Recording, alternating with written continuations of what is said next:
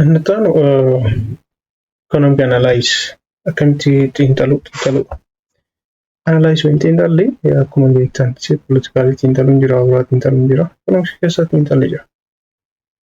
Namni tokko waan tokko dubbatee gabaan hin qaaleeyyatiin gabaa ol ka'eetiin zayitii akkas ta'e yookaan immoo dinagdeen gadi kufee ol ka'ee bu'e yeroo jedhamu wayin televezyiinii irraa argitanii, wayin kitaaba irraa dubbistanii, wayin sooshaal miidiyaa irraa argitanii namni isinitti odeessa. Isa xiinxaluu jechuudha. Akkamitti akka xiinxallu ekonomistoonni callisanii deebiin kennanii.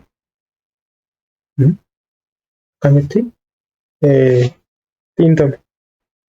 Namni tokko waan tokko jedhe yookaan dhugaa soba jechuun dur yookaan immoo filannoo filattoota filannoo keessa filachuu dur lakkisi faana olii galtaa lakkisi faana galu. You agree with me? Yes, no. Kana jechuudhaaf xiinxala maalii fayyadamna? Lamatu jira. Economics can be analyzed from two perspectives. Gama lamaan kan xiinxala godhan. Positive economics and normative economics analysis tu jira. Positive analysis maal wal qabata? With analysis fact. Dhugaa xiinxaluudha. Maal jaaluudhaan attempt to describe the world as it is. Dhugaa xiinxaluu fi addunyaas akkuma sanatti hubachuu. Fakkeenyaaf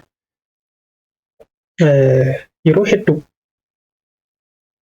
hedduu positive analysis gaaffiiwwan WH kanneen akka what was maal ture, what is maalidha, or what will maaltu ta'uuf jedhu deebisuudhaaf kan gargaaran positive economics. Kanaafuu istaatimentii wayii keessatti what was, what is, what will be jedhu yoo argitan positive economics ta'uusaa adda baastu. Kun cheatingiidhaafis gaarii. So it does not judge system. Systemii himamaa jiru sana judging godhu hin gorsu hin akeeku. Kun gaariidha kun gadheedha. Kan better worse hin jedhu kan good bad hin jedhu. Maayini information gaafata based on information. Information stand concerns real fact. Dhugaa sirrii ta'e information argachuu gaafata deebii tokko deebisu. Information sun wayin graaf irraa dhufuu danda'a, wayin function irraa argachuu dandeenya waan tokko sana yoo ta'an qilleensuma irratti deebii kennuu hin danda'an. Warra positive kan positive economics jedhamu. Fakkeenyaaf the current inflation rate in Ethiopia is 12%. Sorry kun gara 30 yoo danda'ama. Yoon kana jedhe current inflation rate in Ethiopia is 12%. True false. Dhugaa soba jedha yoo jedhamu dhugaa soba jechuu danda'a.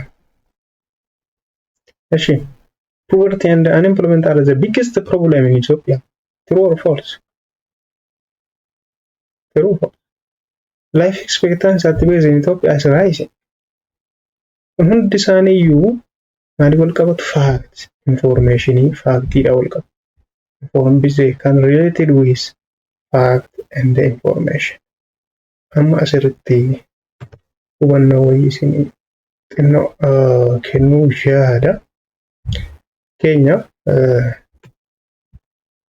jennu informationiin nuti argannu sun akka sila ibsuu jaalle informationiin nuti jennu fiijarii irraa faaktii irraati dhufuu danda'a. Keenyaaf amma isa kanaaf yoo fudhattan amma inflation rate in Ethiopia is 12% jedhama. 2010 iyyuu ta'uu danda'ame 2014 yoo ta'e amma fakkeenyaaf 2014 asirraan yeeriidha. Yeroo kan immoo waa'ee kana yeeritti naaf fudhadha. Asirraan immoo inflation vertical line inflation fayyadama. Inflation fayyadama. Graafii kana immoo sin agarsiisa. Graafii kanarraa inflation rateidha. Graafichi inflation rate agarsiisa. Iddoon kun amma 12 yoo ta'e. Kun informationii kennamuun kenna. Information akkamii kenna? Inflationiin bara 2014 percentii 12 nuun jedha. Kanaafuu dhugaa yookiin soba jechuu dandeenya jechuudha. Maalirra dhaaban based on information. Information from what? Giraafiirra. Ashi mathematical formulation yoo ta'u. Fakkeenyaaf amma maal jedhaa? Quantity demand maal jedha? Quantity demand is equal to function of price. Function of price. So A minus B E. Amma P price it. Q within quantity demanded. Statement kanaan amma fakkeenyaaf quantity yoo dabale price immoo irra taa'ee hin jedhe. Price immoo irra taa'ee hin jedhe dhugaa moo soba ta'a? Dhugaa. Information ira confirmation mathematical relationship between quantity demand and the price irraa kun sirrii ta'uu argachuu dandeessu. So based on real fact information argachuu. Information or graph irra ta'uu danda'a, data irra ta'uu danda'a. Okay, maybe from graph, maybe from any maths formula. You must be get that. Okay, you must be get that information in order to answer based on positive analysis. Kanaafuu hannaaf akkam jettutti WH question keessa barbaaddu jechuudha. WH question jiraas keessa fakkeenyaaf. What is? Kunam present is. Are. Present himni kunis. Like experience at the person Ethiopia is. What is? So one Davis ne kan analyze goone kana faana walii galuu dhiisuu keenya akkamitti check goona dhugaaf soba ta'uusaa deebiin keenya akkamitti check goona looking facts dhugaa jiru ilaalu theory dugda duubatti deemanii yaadachuu information nu kenname keessa deemanii ilaalu. Any disagreement on positive statement can be checked by looking facts. Inni lammaffaa normative economics isaan kun faallaa isaanii deals with questions. Gaafiiwwan akka what have to be or what is economy should be kan jedhuun wal qabatu. Kanaafuu yeroo dubbistan statementii kana what have to be yookaan should be kan jedhu yoo argitan normative economics ta'uu gaafii sana yaada sana dagatina. So normative economics man xiinxaluudhaaf gargaaru they can use to help evaluate desirability of alternative outcome based on one's value judgment. Value judgment ida. Judging wala nama tokko wanti kun gaariidha. Kun gaarii. Kun immoo badaadha. Jedheetu namatu judging godha. Yaada namaarra dhaabanne opinion mataa keenyaas ta'uu danda'a. Maybe our opinion or judgment. Nama tokko akkasuma jedhinu jedhe wayin immoo oduu namarraa dhageenyan kan jennuu fi opinion yookaan immoo yaada mataa keenyaa kan ibsinu yoo ta'e normative analysis. Kanaafuu subjective subjective normative economics which cannot proved or rejected. Kufuus hin danda'u proved ta'uu hin danda'u. Maal ilaaluudhaan faaktii dhugaa jiru information jiru ilaaluudhaan proved ta'uu hin danda'u. Fakkeenyaaf the poor should pay no tax yoo jedhe. Hiyyeessi taaksii kaffaluun qabu yoo jedhe eenyutu jedha theorii isa kamtu jedha. Fedha isa kamtu jedha. Proved ta'uu hin danda'u. Statement kun. Should kan jedhu argitanii should. There is a need for intervention of the economy. Mootummaan dinagdee keessa galuu yookaan gidduu galuu qaba. Yaada dhuunfaati. Sababii maaliif maal ta'e dinagdee isa kam yoom females have to be given job opportunity. Have to be kan ilaala have to be. Shamarrootaa fi hojiin carraan hojii kennamuufii qaba. Yaada dhuunfaa. Kanaafuu any disagreement waliigalteen kan waliigaluun kan danda'amu normative statement irratti maayin harka baasuudhaan filannoo qofaan ishee namoonni akkas jettan harka baasaa namoonni immoo akkas jettan voting gochuudha malee there is no any check kan biraan egaa Davis irraa kaappii isaa barbaanne irraa sababeessuu danda'u how we can gives reasoning logic keessatti baay'inaan barataniitu reasoning kan akka danda'u. Inductive deductive kan jettan jira. Isa wal qabata. Inductive and deductive reasoning in economics. Ni barattu kana logic keessa. fundamental objective fi objective garagara. Fundamental objective in economics maanni akkuma saayinsii warra kaanii to establish valid generalizations. Wantoota walii gala dhugaa ta'e tokko establish godhuudha. Lafa kaa'uudha. Yookaan immoo bu'uureessuudha. Waa'ee maali? Certain aspect of human behavior irratti. Wanti generalization jennuun kun immoo teoriidha waan biraa miti. Teoriin immoo suura gabaabaa reality tokkooti. Theory simplified picture. Kanaafuu economic theory maal kennuuf nu gargaara? Xiinxala economic dinagdeetiif karaa nuu saaqa. Maal fayyadamuudhaan which use logical reasoning. Okay? Sababeessumaan fayyadamu logically ta'e fayyadamnee xiinxala dinagdee akka geggeessinuuf kan nu gargaaru economic theoryidha. Kanaafuu logical reasoning immoo metodii meeqa jira? Lamatu jira. Inductive, deductive kan jennuun jira. In kan jettan kun gara keessa akkuma seenuu agarsiisu qoodaadha bakka irra gara manaa seenu in. Deductive immoo akka ala bahu generally irraa jira. Kanaafuu inductive reasoning maa'inni logical methodii eessa gahuu deemnudha? Hima dhuunfaa qeenxee dhugaa ta'e irraati gara hima waliigalaa dhugaa ta'etti imala nuti goonu inductive jedha. Logical method of reaching at a correct general statement or theory based on several independent and specific correct statements. Statement dhuunfaa xixiqqoo dhugaa ta'an baay'ee specific ta'an irra gara general statement jennu.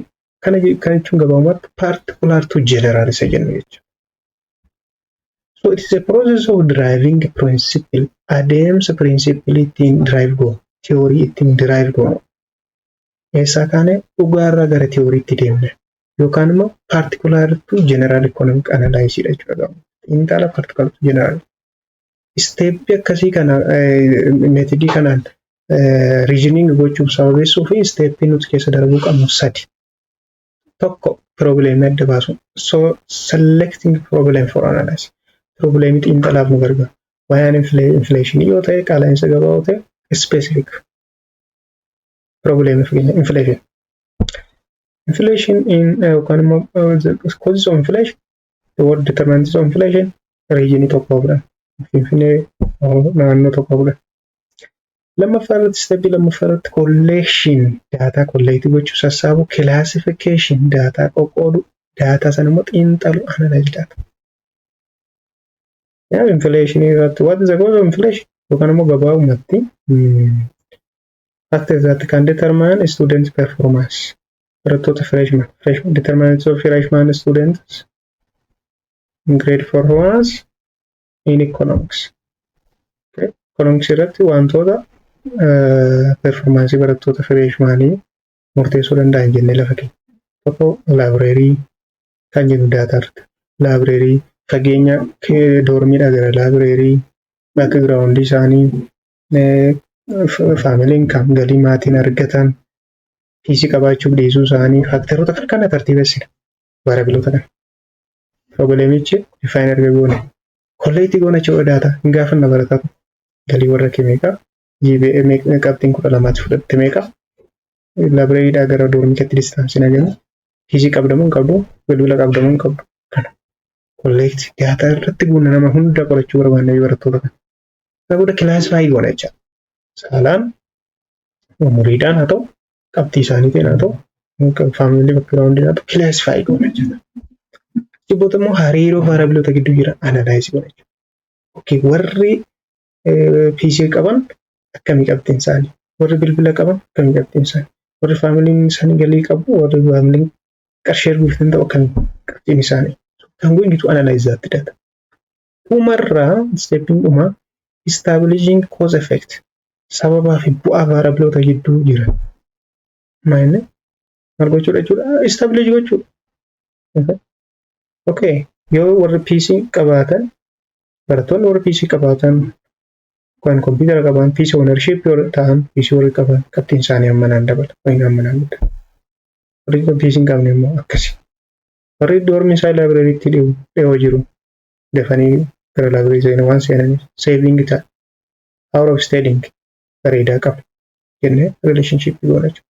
Eessaa kana individual irraa gara the whole itti deemna jechuudha. Nama dhuunfaa gaafanne daataa nama dhuunfaa qindeessine waa'ee barattoota conclusion godhaa jirra jechuudha. So particular to general wayidha. Inductive.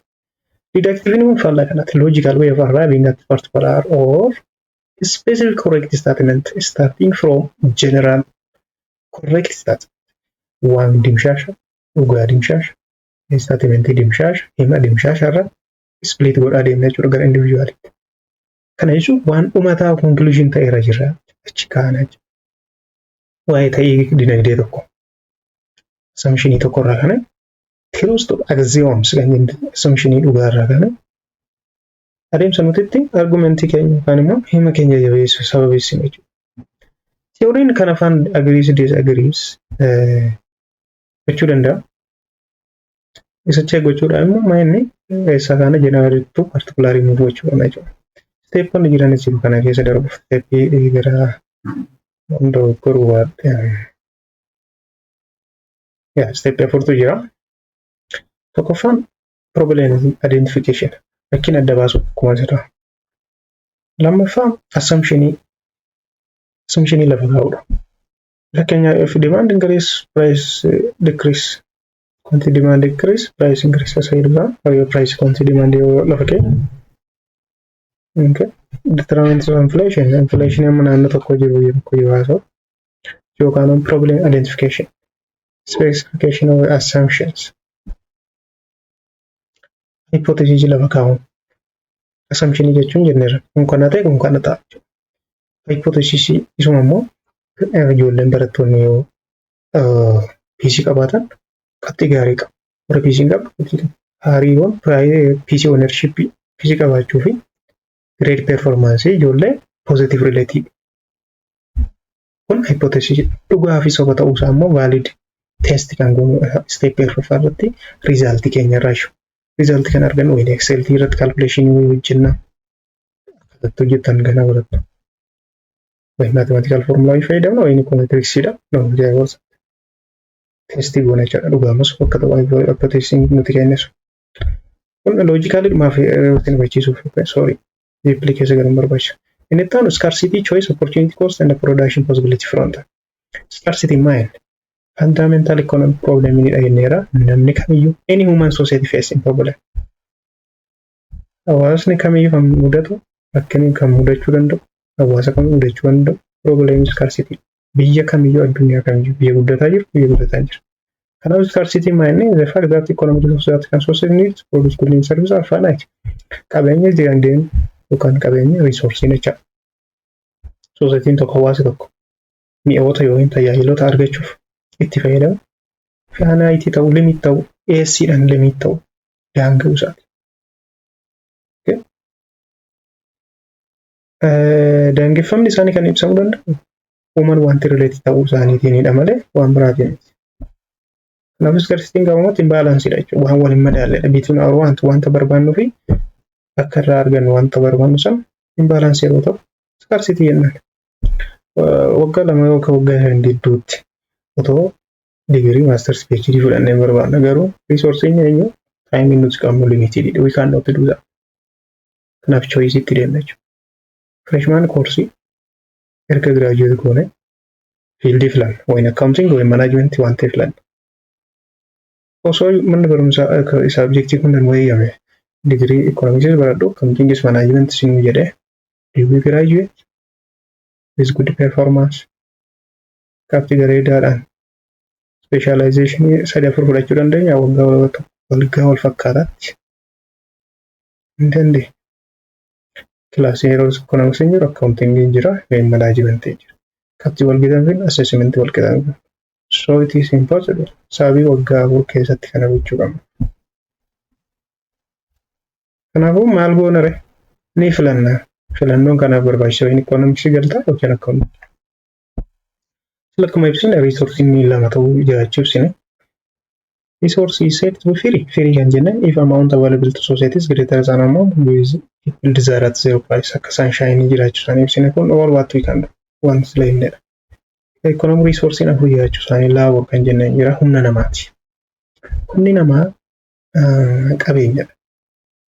Humna namaa gaafa jennu physically fiizikaalaan qabachuudhaan dhiibuudhaan harkisuudhaan hojii kan hojjetan yookaan immoo mental effort dandeettii sammuu isaaniitiin human beings are qooda kan isaan fudhatan oomishaa fi raabsa mi'oota hin tajaajilaa irratti gahee isaan bahan laaborii jennaan namoota kana. Bakka hojii kan hojjetan immoo kan isaan argatan wage jennaan. Reward for labor wage. Barsiisaa maali barsiisaa salarii argachuuf. Namoonni torbaniin yookaan isa guyyaa hojii oolmaa jedhan hojjetan maaliif wage argachuuf. Waa'een dandeettii isaanii hojjetu, waa'een sammuun hojjetu, hojiin ogummaadhaa yookaan harkaan qaamaan jechuudha. Lafa economic resource. This natural resource or all free gifts of nature which is usable in production of goods and services. Kunis production of goods and services irratti fayyada lafti. Namni lafa qabu oo nama biraaf keessa rent argata. Capital maashinii itti waa oomishamu kan qabu manufactured input namni qabu jechuudha. Inni immoo maal argata? Interest argata jechuudha. Capital jechuun inni manufactured input. Oomisha manufacturing kan fayyadan. Produce goods and services kan akka equipment maashinii adda addaa. Abbaan qabeenya isaa interest argata.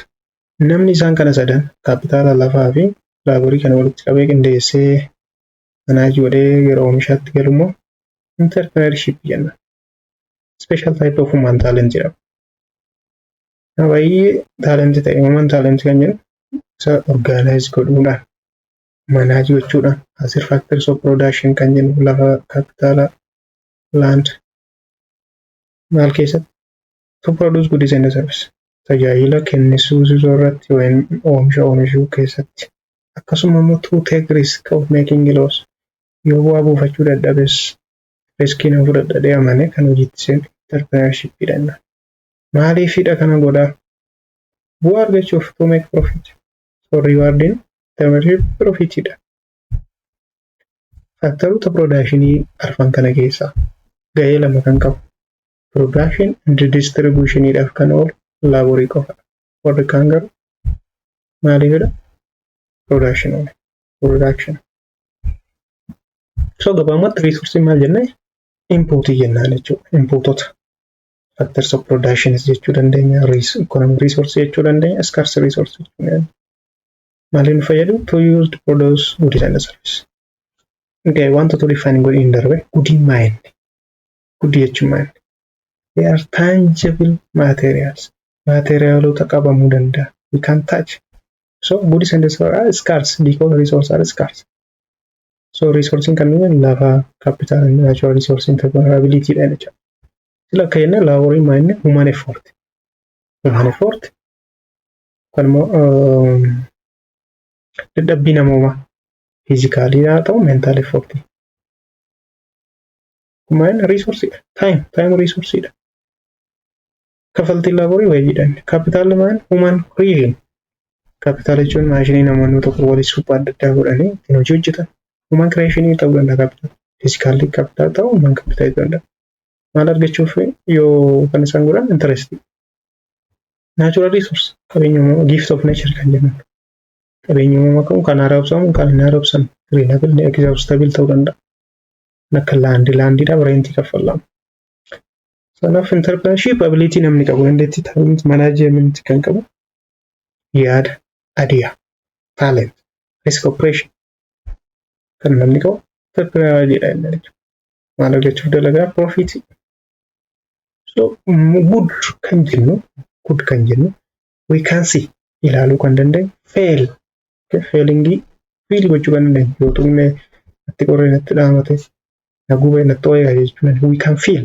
We can touch tokko kan dandeenyu isaan kun maal good jennaan.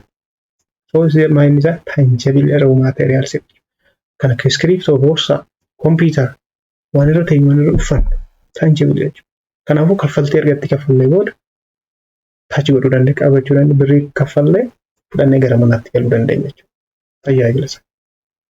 Wayin biyaasa. Servisiin immoo intangible dha. Keenyaaf barsiisaa yeroo barsiisu when teachers teach us, it is intangible. We enjoy what I do. We can enjoy that, but we cannot touch, we cannot feel, we can maybe see. Kafalatti irratti kafallee fudhannee galuu hin dandeenye. Fakkeenyaaf tiraanspoortii. Finfinnee gara Lama gaafa deemtan tiraanspoortii kaffaltan irraa buutu gaafa mana keessan geessa. Konkolaataa fudhattanii galanii geessa. service.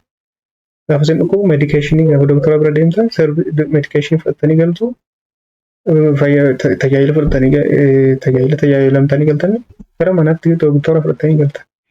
Gaafa dabbasaa mataa keessanii sirreeffattan teessanii saalooniidha jechuun hair salon. You can make your hairs that you cannot take at home.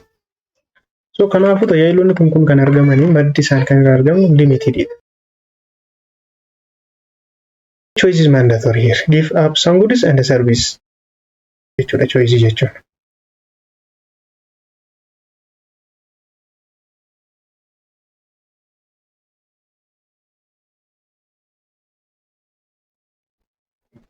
So kan isin hubattuu qabdan egaa scarcity jechuun shortage miti. Scarcity kan jennu hir'ina miti.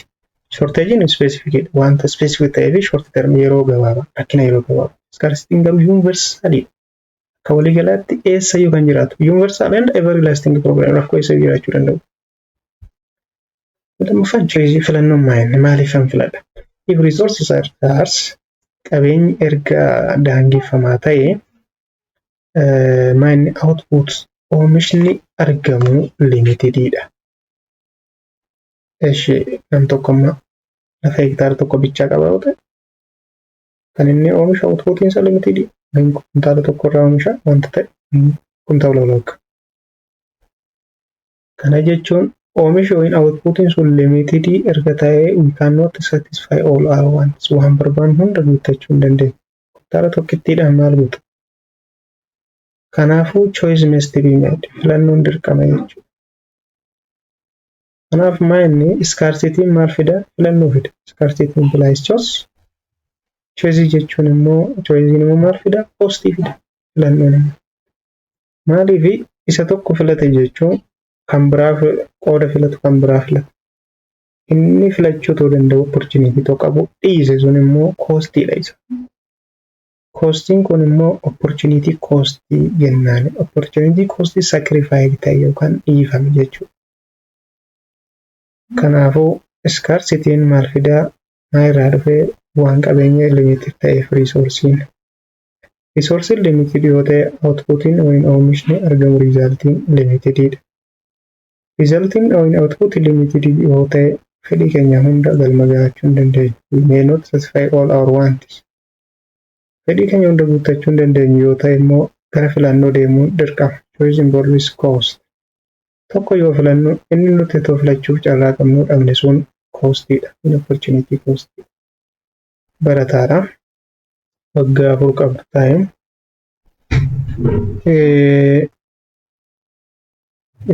Fakkeenyaaf barataa sooshaal yoo taatan sooshaal keessa disipiliinii afurtu jira yoo ta'e ekonomiks baankiing akkasatti waan biraa jira yoo ta'e kana sabjektii kana hundaan yookaan fiildii kana hundaan eebbifamuu digirii waggaa 4 keessatti eebbifamuu waan dandeenyeef scarcity mudachuu danda'a. Akka scarcity fudhadha. Maayila scarcity taayimii yeroo waggaa 4 sana. Sababii waggaa 4 bichaa jiruuf limited resource dha jechuudha. Kanaafuu outputiin keessan diiwaan isin ittiin eebbifamtan certificate tokko itti ta'a jechuudha waggaa 4 keessatti wani digirii waanita digirii tokko bichaa fudhattu jechuudha. Garuu akka fedhii keessanitti digirii 2-3 ta'uu danda'a. Wayini waggaa gabaabsu barbaaddu ta'a. Egaa digirii tokko ittiin eebbifamtu taanaan gammachuu baay'ee waan qabdan hin fakkaatu akka fedhii namaatti. We may not satisfy all our wants. Kanaafuu yookaan accounting yookaan economics filattu. Choice involves cost. Choice tu jira jechuudha.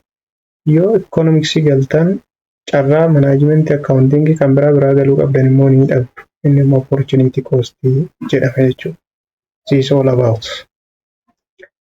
Opportunity cost maanni is amount hamma yookaan gati the next best alternative filannoo isa itti aanu gaarii jedhamne sana waan tokko qofa argachuuf jenne opportunity cost jennaani jechuudha. Opportunity cost jennaani jechuudha. Fakkeenyaaf suppose that the country spend all its limited resources in production of biyyi tokko amma uffataaf kompiitara oomishuudhaaf jette qabeenya ishee hunda kan fayyadamtu yoo ta'e qabeenya qabdu limited resources sana jechuudha. Qabeenyi jiru yookaan meetira tokko uffata meetira tokko yookaan kompiitara 20 oomishuuf yookaan oolu yoo ta'e Then the cost 1 meter of clothes meter gatiin ittiin meetira uffata meetira tokko oomishan maaliitii wal qixa kompiitara yuunitii 20 kompiitara 20 oomishuu faana wal qixa. Kanaafuu carraan isheen qabdu yookaan kompiitara 20 oomishuu yookaan uffata meetira tokko oomishuu ta'a jechuudha. Uffata meetira tokkoon oomishaa yoo ta'e kompiitara carraa kompiitara 20 oomishuu dhabdi. Yoo carraa kompiitara 20 oomisheette immoo carraa meetira tokko oomishuu dhabdi. Kun opportunity cost-dha. Opportunity cost gaafa dubbannu carraa gochuuf yookaan waa argachuuf sadhabneedha malee birriidhaan miti. Gama birriitti naasu. In terms of goods and services, gama mi'aawin tajaajila dhabneetiin ibsina. But not in money cost, qarshiidhaan miti kan dubbannu. It should be in line with principle of substitution. Principle bakka bu'u wal buusu yookaan bakka bu'insa jedhu wal qabata. Umarratti in conclusion, when opportunity cost of an activity increase, opportunity cost activity tokko yoo dabale namoonni maal gochuu barbaadu activity sana kan biraatiin bakka buusuu barbaadu. Kan biraan production possibility frontier or curve kan jedhu. Production possibility frontier yookaan curve. Production possibility jechuun production possibility frontier jechuun production possibility curveidhaan tokkuma maal jechuudha. Production in oomisha possibility amma oomishuu danda'aadha possibility alternative frontier jechuun curve jechuudha. Curve maal agarsiisudha that shows the various possible combination goods and that the society can produce given its resource and technology. Qabeenyaa fi teknooloojii qabutti fayyadamuudhaan mi'oota fi tajaajiloota oomishuu danda'u. Oomishamuu danda'an iddoo tokkotti walitti makamanii kan mul'atan curveidhaan gaafa agarsiisu jechuudha. Curve kana draw gochuudhaaf assumption yookiin seeronni armaan gadii guutamuu qaban tokko the quantity as well as quality of resource available for use during year is fixed. Quantity hammi akkasuma quality economic resource qabeenya dinagdee nuti oomisha sanaaf fayyadamnu waggaa sana keessaa fixed wayii dhaabbata ta'uu qabu. Kumtaala tokko yookaan qamadii kumtaala tokkoo fi fertilizer kumtaala tokko fayyadamtan isuma qofa fayyadamuu qabachaa. Kontiraaktara tokkoo fi qotiyyoo sadiin qofa taanaan akkasuma ta'uu qaba jechuudha. Lama there are two broad classes of output. Oomishamuu qabu kilaasii lama gosa lama outputiin oomishisu waggaa sana keessa jechuudha. Waggaatti oomishuuf yaadne sana yookaan produce godhuuf yaadne sana oomisha gosa lama bicha ta'uu qaba. The economy is operating at full employment. Namni hundi hojiitti galuu qaba. Namni hojiidhaan ala hin jiru jiraachuu qaba. Maashinni hojii hojjechuu qaba. Humna namaa sootee hojiirra jiraachuu qaba. Full employment ta'uu qaba. Technology does not change during the year.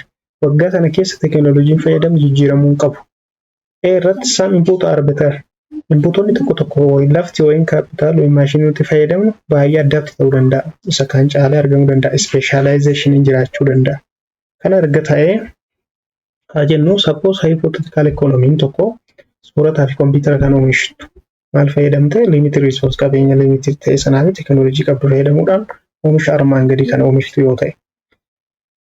Gosti oomisha types of product uffata soorataa fi kompiitara unitiin isaanii kan sooranni yookaan food ittiin measure goon metric toonii kompiitara number lakkoofsa lakkoofne. Alternative in oomisha yookiin possibility in production ichaa jalqaba food metric toonii 500 fi kompiitara 0dha. Irratti immoo oomisha kompiitara 200,000 fi foodiin 0. Caarratti fakkeenyaaf oomishi foodii 320 metric toonii kompiitarri lakkoofsaan 1,000 oomishamuu danda'ameera. Kun oomishadha. Garuu daataa kana yeroo carraansanii kennaa sekondii 30 laala. Irratti eenyu caala oomisha food biirratti kompiitara. Maal ta'e foodiin irratti 0 ta'e. Irratti guutummaa guutuutti riisoorsii qabdu limiti riisoorsii available teknooloojii biyyi kun foodii qofa oomishuuf fayyadamte. Irratti garuu kompiitara oomishuuf fayyadamte. Irratti immoo wal makaa caarratti miiksiidha. Biirratti miiksiidha. Maaliif guutummaa guutuutti mi'a tokko qofaan oomisha? Fedhiidhaan limiti wanti isa jenne sana. Waan isa tokko irraa isa tokko dabalte. Fedhii filannoo fedhiiti choiceidha. Amma kana gara kerbiitti hojii jiru production possibility kerbii argachuuf akka armaan gadii gochuu dandeenya.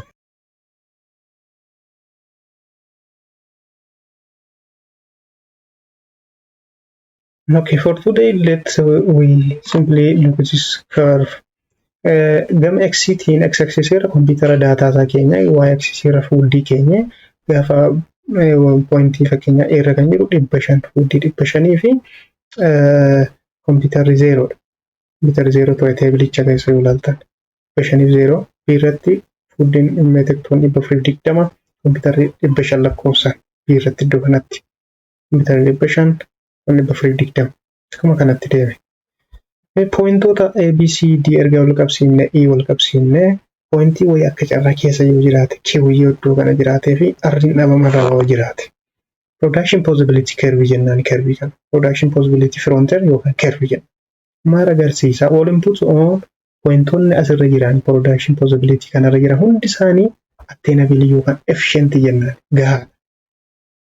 Resource qabu, teknoolojii qabu hunda sirriitti gahumsaan fayyadamee amma oomishuu qabu oomisheera jechuudha. N, B'n, C'n, D'n, E'n. Kiwiin immoo maal jechuudha? Kiwii yoo ilaaltan 180 fi asii 500. 180 akka hin geenye asii ol kan hafee jira. Asirra dhaabatee jira jechuudha. Dalga kana itoo asii kirbii kana dhufee qaqqabee amma kana lafa amma kana bitachuu danda'u kompiitara amma kana oomishuu danda'a ture jechuudha. 500 fi 2000 gidduu kan jiru. Naannoo 500 oomishne jechuudha. Oomishne jechuudha asirra gahee dhaabatee. Gara fuulditti immoo asii ol yoo deemnu 180 as 420 gidduu kana naannoo 60 wayii akkas fuuldi meetirik toonii oomishuu danda'u dhaabateera jechuudha. Iddoon kun amma loosiidha. Namichi kiwii kun inefficientidha. Gahumsa hin qabu oomishuu. Kompiitara amma kana oomishuu danda'u dhiisa. Fuuldi amma kana oomishuu danda'u dhiisa. Kanaaf kiwiin attainable hin danda'ama raabachuun garuu gahumsa hin agarsiifne wayin inefficientidha. Gama biraan akka seera ekonomiksiitti nama digirii qabu tokkotu yookaan nama maastersii qabu dooktarii wayyaa jennu dooktara tokkotu elementarii dhaqee barsiisaa jira jechuudha. Yookaan nama PhD qabu nama maastersii qabu tokkotu dhaqee maal ta'e haayiskuulii wayin immoo elementarii barsiisa jechuudha. Gahumsa qaba garuu jiran oolchina jechuudha. Attainableedha inefficientidha jechuudha kiwii. Arriin immoo maayini? Arriin out of the bound. Kun immoo riisoorsiin qabnu daangaadha. Teknooloojiin qabnu fiiksidiidha jenneerra. Assumptionii sana cabsa. Bakka kanatti oomishuu hin danda'amu sababii scarcity. Kanaaf production possibility curve kun maal agarsiisa? Scarcity hin agarsiisa. Kan akka point R. Choice hin agarsiisa. No production possibility curve kanarraa siira akka along production possibility curve yeroo deemu A to B, B to C, C to D maayini choiceidha. A irratti kana oomishee, B irratti kana oomishee, amma B irratti lakki anoo fuudhii 420 oomishaa 500 dhiiseetan kana oomishaa maal gochuuf 0 oomishuu qora kompiitara 500 godhee fuudhii immoo 500 irraa 420 tan hir'isa. Ni qarrisee as gidduu negeetiiva meeqa jira jira negeetiiva 8. Maal dabalachuudha? 2 plus 500 kompiitara 500 oomishuuf asii 800 hir'isa jechuudha.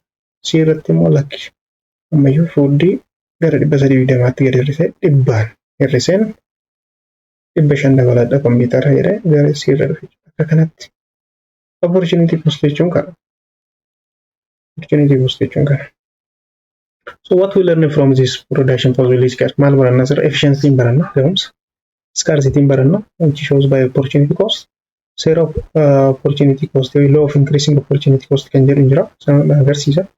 Economic growth guddina dinagdee agarsiisa. Choice in agarsiisa. Choice cost benefit kan of keessa qabu.